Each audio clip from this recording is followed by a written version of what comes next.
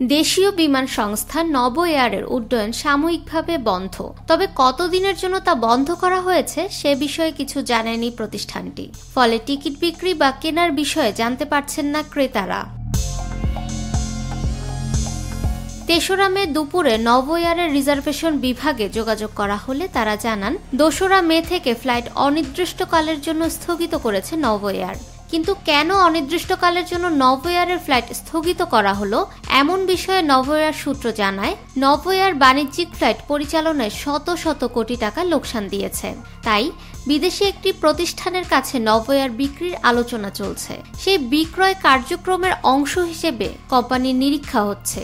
এরই অংশ হিসেবে সংস্থাটির বিমান উড্ডয়ন সাময়িকভাবে বন্ধ। তবে নভো এয়ার বিক্রির চূড়ান্ত সিদ্ধান্ত হয়নি। আবার বিক্রি চূড়ান্ত না হলে কবে নাগাদ ফ্লাইট শুরু হবে তাও স্পষ্ট করে জানা যায়নি। ফাহমিদা বিনতে আনোয়ার, নিরপেক্ষ নিউজ ডেস্ক।